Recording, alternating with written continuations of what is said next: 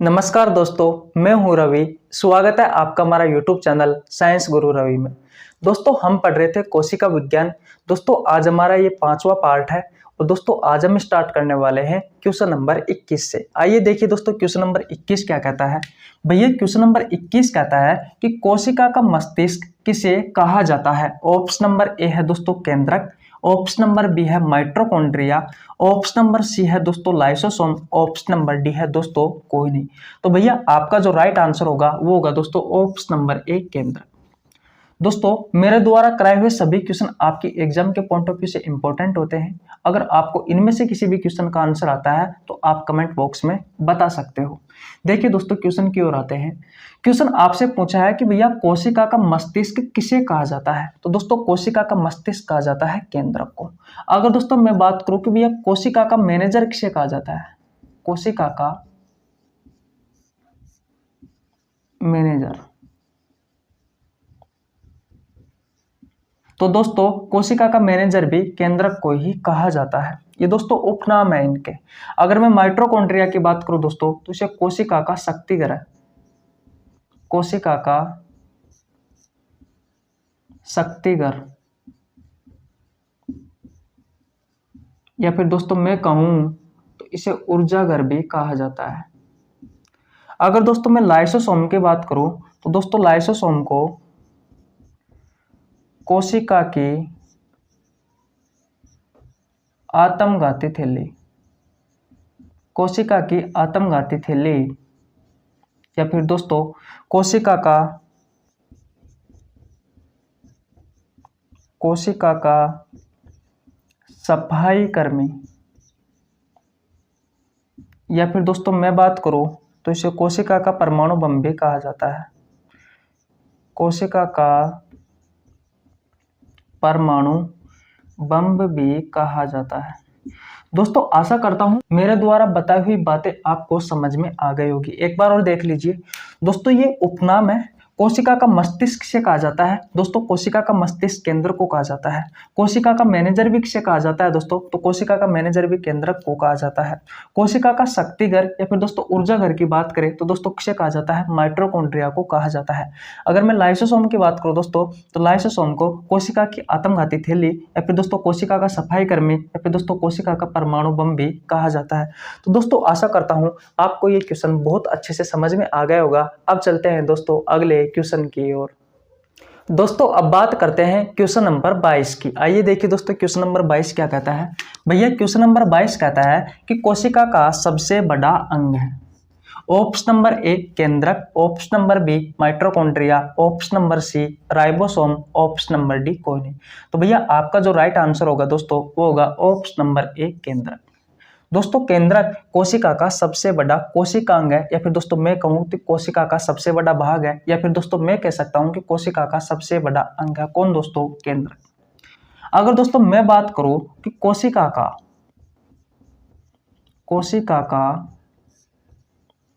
दूसरा सबसे बड़ा अंग, दूसरा सबसे बड़ा अंग, तो दोस्तों कोशिका का दूसरा सबसे बड़ा अंग कौन सा है, तो भैया कोशिका का दूसरा सबसे बड़ा अंग है माइटोकॉन्ड्रिया। अगर दोस्तों मैं बात करूं कि कोशिका का सबसे छोटा अंग, कोशिका का सबसे छोटा अंग कौन सा है, तो दोस्तों कोशिका का सबसे छोटा अंग है दोस्तों राइबोसोम। एक बार और सुन लीजिए, कोशिका का सबसे बड़ा अंग होता है दोस्तों केंद्रक, कोशिका का दूसरा सबसे बड़ा अंग होता है दोस्तों माइटोकॉन्ड्रिया। ऐसे क्वेश्चन दोस्तों डायरेक्ट आपके एग्जाम में पूछे जाते हैं, हल्के में मत लेना इन क्वेश्चनों को। कोशिका का सबसे छोटा अंग कौन सा है दोस्तों, राइबोसोम है। तो दोस्तों आशा करता हूं ये क्वेश्चन भी आपको बहुत अच्छे से समझ में आ गया होगा। अब चलते हैं दोस्तों अगले क्वेश्चन की ओर। दोस्तों अब बात करते हैं क्वेश्चन नंबर 23 की। आइए देखिए दोस्तों क्वेश्चन नंबर 23 क्या कहता है। भैया क्वेश्चन नंबर 23 कहता है कि निम्न में से किसने केंद्रक की खोज की थी। ऑप्शन नंबर ए है दोस्तों Robert Brown, option number B है क्रेमर, ऑप्शन नंबर सी है अल्टमान, ऑप्शन नंबर डी है दोस्तों फ्लेमिंग। तो भैया आपका जो राइट आंसर होगा दोस्तों वो होगा ऑप्शन नंबर ए रॉबर्ट ब्राउन। दोस्तों रॉबर्ट ब्राउन ने केंद्रक की खोज की थी। किसकी खोज की थी दोस्तों? केंद्रक की खोज की थी। किसने? रॉबर्ट ब्राउन ने। अगर दोस्तों मैं क्रेमर की बात करूं तो दोस्तों क्रेमर ने कोशिका झिल्ली की खोज की थी। किसकी खोज की थी दोस्तों? कोशिका झिल्ली की खोज की थी। दोस्तों अगर मैं आपसे पूछूं कि भैया कोशिका भित्ति की खोज किसने की थी, तो दोस्तों कोशिका भित्ति की खोज की थी रॉबर्ट हुक ने। किसने की थी दोस्तों? रॉबर्ट हुक ने कोशिका भित्ति की खोज की थी। कोशिका भित्ति की खोज किसने की थी दोस्तों? रॉबर्ट हुक ने की थी। रॉबर्ट हुक ने ही दोस्तों 1665 में कोशिका की खोज की थी। किसकी खोज की थी दोस्तों? कोशिका की खोज की थी। और वो भी कैसी थी दोस्तों? मृत कोशिका थी। मृत कोशिका थी। दोस्तों अगर मैं बात करूं कि भैया अल्टमान और फ्लेमिंग ने दोस्तों किसकी खोज की थी, तो दोस्तों इन दोनों ने, अल्टमान व फ्लेमिंग ने दोस्तों माइटोकॉन्ड्रिया की खोज की थी। माइटोकॉन्ड्रिया की खोज की थी। अल्टमान व फ्लेमिंग ने दोस्तों किसकी खोज की थी? माइटोकॉन्ड्रिया की खोज की थी। दोस्तों अब बात करता हूं मैं ल्यूवेनहोक की। दोस्तों ल्यूवेनहोक से क्वेश्चन आपकी एग्जाम में पूछा जा सकता है। देखिए दोस्तों ल्यूवेनहोक ने किस किस की खोज की थी? ल्यूवेनहोक ने खोज की थी दोस्तों शुक्राणु की। ठीक है। इसके अलावा दोस्तों इसने खोज की थी आरबीसी की, और इसने खोज की थी दोस्तों प्रोटोजोआ की। और दोस्तों पहला जीवाणु भी इसने ही खोजा था। पहला जीवाणु। बात क्लियर है? तो दोस्तों आशा करता हूं ये सारी कहानी आपको अच्छे से समझ में आ गई होगी। और बता देता हूं दोस्तों, ए.के. शर्मा को कहा जाता है दोस्तों भारतीय कोशिका विज्ञान का जनक। इसके अलावा दोस्तों और बता देता हूं स्वानसन को कहा जाता है दोस्तों आधुनिक कोशिका विज्ञान का जनक। दोस्तों आशा करता हूं ये सारी कहानी आपको बहुत अच्छे से समझ में आ गई होगी। अब चलते हैं दोस्तों अगले क्वेश्चन की ओर। दोस्तों अब बात करते हैं क्वेश्चन नंबर 24 की। आइए देखिए दोस्तों क्वेश्चन नंबर 24 क्या कहता है। क्वेश्चन नंबर 24 कहता है दोस्तों कि निम्न में से किस में केंद्रक नहीं पाया जाता? ऑप्शन नंबर ए आरबीसी में, ऑप्शन नंबर बी फ्लोएम में, ऑप्शन नंबर सी दोनों, ऑप्शन नंबर डी कोई नहीं। तो भैया आपका जो राइट आंसर होगा दोस्तों वो होगा ऑप्शन नंबर सी दोनों। यानी कि दोस्तों आरबीसी में भी केंद्रक नहीं पाया जाता और दोस्तों फ्लोएम में भी केंद्रक नहीं पाया जाता। दोस्तों बात करते हैं कि भैया आरबीसी एक्चुअली में होती क्या है। तो भैया आरबीसी एक रक्त कणिका है। आरबीसी रक्त कणिका है। कैसे? समझ में नहीं आया। देखिए दोस्तों हमारा जो ब्लड होता है इस ब्लड को दोस्तों दो भागों में कन्वर्ट किया जाता है। एक भाग तो है दोस्तों ठोस भाग और एक भाग है दोस्तों द्रव भाग। दोस्तों द्रव भाग होता है ये ब्लड का 55% होता है, और दोस्तों जो ठोस भाग होता है ये ब्लड का दोस्तों कितना होता है? 45% होता है। क्या यहाँ तक बात क्लियर है? ठोस भाग में आता है दोस्तों रक्त कणिका,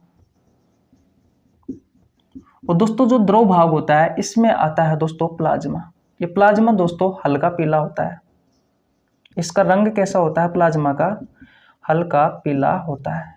और दोस्तों इसकी प्रकृति कैसी होती है? तो भैया इसकी प्रकृति क्षारीय होती है। क्या यहाँ तक बात क्लियर है? रक्त कणिकाओं की बात करो दोस्तों तो रक्त कणिकाएं 3 प्रकार की होती है। कितने प्रकार की होती है? 3 प्रकार की होती है। एक होती है दोस्तों आरबीसी, एक होती है डब्ल्यूबीसी और एक होती है दोस्तों प्लेटलेट्स। तो दोस्तों आपकी जो ये आरबीसी है, ये आरबीसी, इसी आरबीसी में दोस्तों केंद्रक नहीं पाया जाता। लेकिन दोस्तों ऐसा नहीं है, कुछ अपवाद है, और ये अपवाद दोस्तों आपकी एग्जाम में आपसे पूछे जाते हैं। पता नहीं दोस्तों रेलवे में कितनी बार पूछे हुए हैं।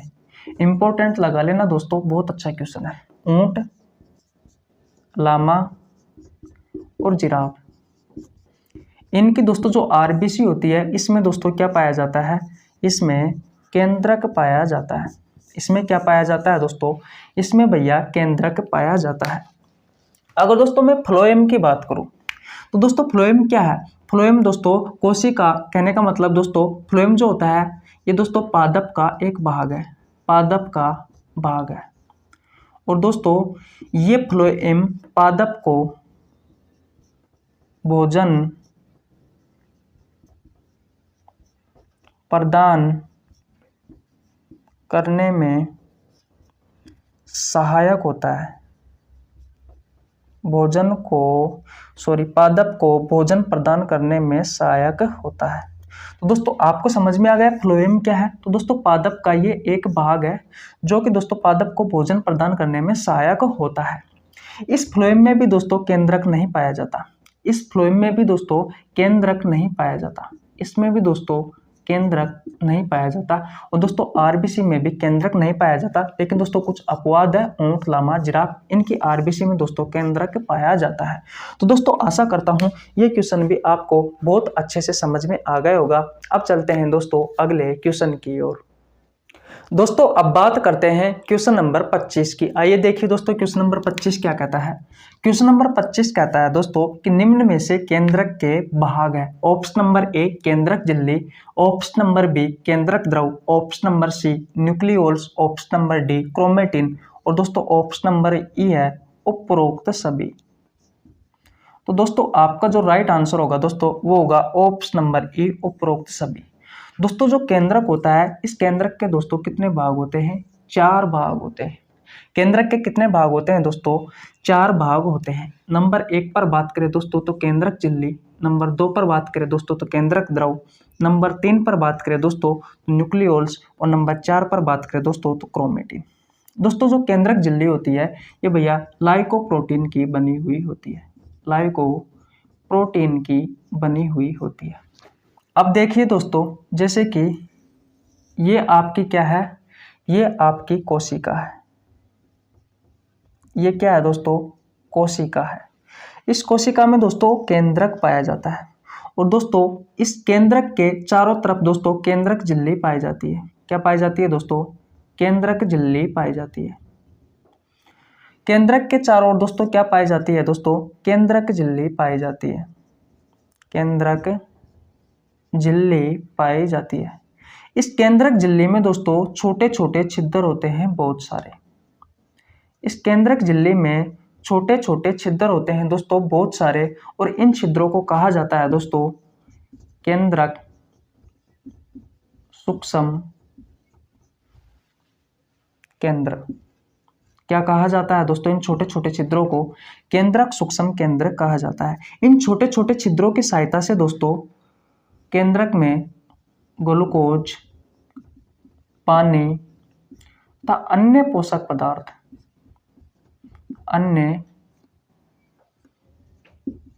अन्य पोषक पदार्थ दोस्तों किस में पहुंचते हैं, केंद्रक में पहुंचते हैं। दोस्तों केंद्रक झिल्ली के अंदर एक द्रव भरा रहता है, केंद्रक झिल्ली के अंदर दोस्तों एक द्रव भरा रहता है, उसे कहा जाता है दोस्तों केंद्रक द्रव।